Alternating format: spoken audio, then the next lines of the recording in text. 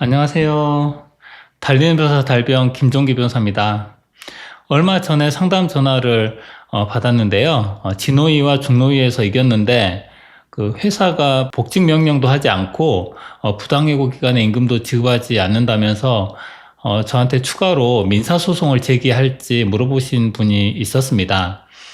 비슷한 궁금증을 가지고 계신 분들이 계실 것 같아서 이번 영상을 준비했습니다. 저는 추가로 민사소송을 제기하면 몇 가지 이점이 있다고 생각하고요. 행정소송 1심을 이긴 후에 민사소송을 제기하는 것이 좋다고 생각합니다. 중노위에서 이겼는데 회사가 행정소송을 제기한 경우에 곧바로 민사소송을 제기하는 것도 검토해 볼 필요는 있는데요. 행정소송이 진행 중인 경우에 민사법원은 행정사건 1심 결과가 나올 때까지 기다리는 경우가 거의 대부분이거든요. 그래서 핵심은 행정소송 1심을 이기는 것이 중요합니다. 민사소송까지 제기했는데 행정소송에서 져버리면 민사소송도 거의 진다고 봐야 하거든요. 그러면 민사소송 소송 비용을 물어줘야 되기 때문에 행정소송 1심에서 승소한 후에 민사소송을 제기하는 것이 안전하다고 생각합니다. 다만 이제부터 말씀드릴 여러 이점들을 고려하셔서 더 이른 시점에 민사소송을 제기해 볼 수도 있다고 생각합니다. 민사소송을 추가로 제기하면 몇 가지 이점이 있는데요. 첫 번째로 지연이자 청구가 가능하다는 것입니다. 급여는 매월 발생하고 그에 대한 지연이자가 발생합니다. 예를 들어 2024년 3월 1일에 해고가 되고 해고소송에 이겨서 2026년 3월 말에 해고기간의 임금을 지급받는다면 2024년 3월분 급여가 2024년 3월 말에 발생하니까 2023년 3월 급여에 대해서는 4월 1일부터 6%의 지연이자가 발생하거든요. 회사가 2026년 3월 말에 해고기간 임금을 지급할 때에는 2024년 3월분 급여에 대해서는 24개월분의 이자, 그러니까 2년분의 이자를 지급해야 하는 것입니다.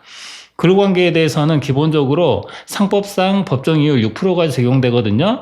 그 월급이 500만 원이면 1년에 6%니까 30만 원의 지연이자가 발생하고 2년이면 60만 원의 지연이자가 발생합니다. 절대 작은 금액은 아닙니다. 같은 방식으로 생각해보면 2024년 4월분 급여에 대해서는 23개월분의 지연이자가 발생하고 2024년 5월분 급여에 대해서는 22개월분의 지연이자가 발생합니다. 민사소송을 제기하지 않으면 이런 지연이자까지는 받을 수가 없습니다. 그리고 처음부터 해고무효확인 소송을 제기한 경우에는 그 매월 발생하는 임금에 대한 지연이자까지는 청구하지 않습니다. 그 이유는 청구를 할 수 없어서가 아니라 재판부가 싫어할 가능성이 높기 때문입니다.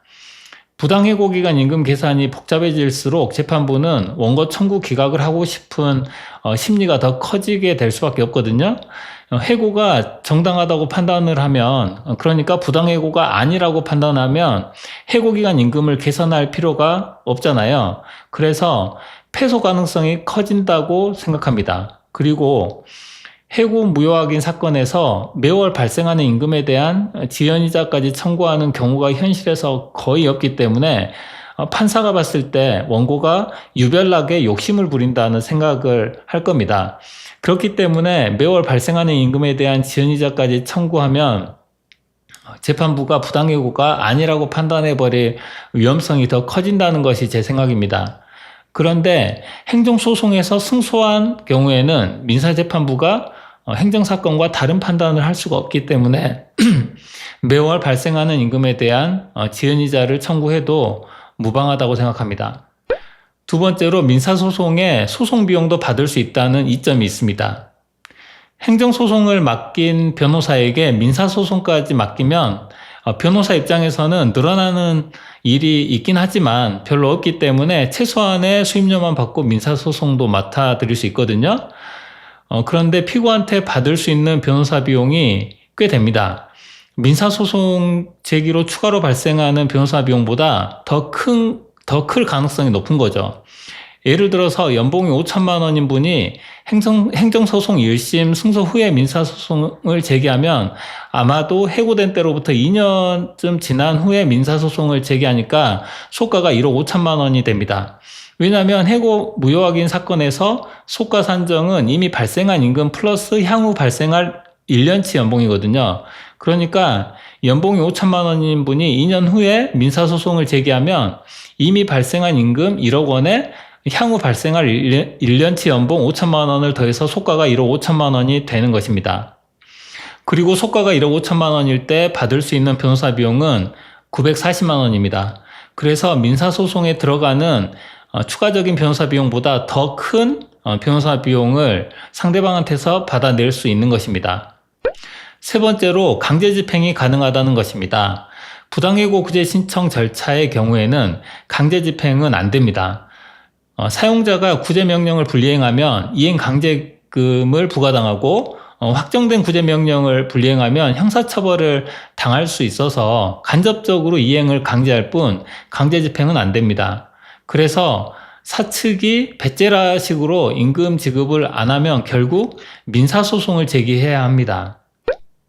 네 번째로 청구 금액을 원고가 정한다는 것입니다.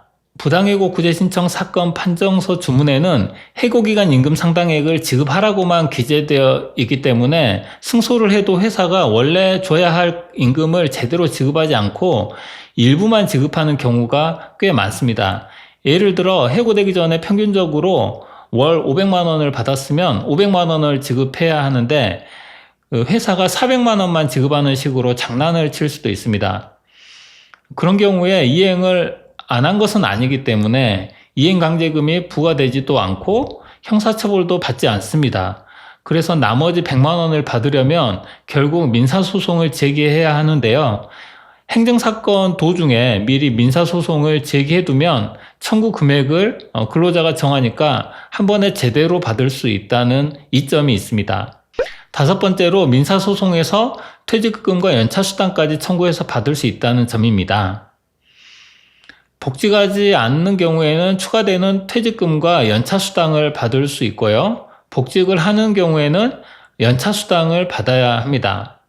근데 회사가 임의로 지급하지 않으면 노동청에 체불 진정을 하거나 민사소송을 제기해야 합니다. 그렇기 때문에 민사소송을 제기해 놓으면 퇴직금과 연차수당을 민사소송에서 청구해서 받아낼 수 있다는 이점이 있는 것입니다.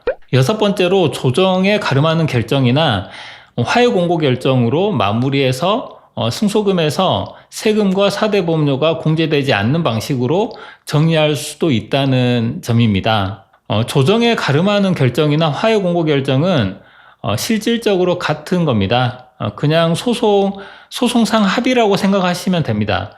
행정사건은 피고가 중앙노동위원회 위원장이기 때문에 실무상 화해나 조정으로 끝낼 수가 없지만 민사사건은 화해나 조정이 얼마든지 가능합니다. 세금이 누진 구조이기 때문에 세전급여액에 따라서 이제 근로소득세가 달라지는데 통상 승소금의 20% 정도가 세금과 사대보험료로 깎이는 것 같습니다.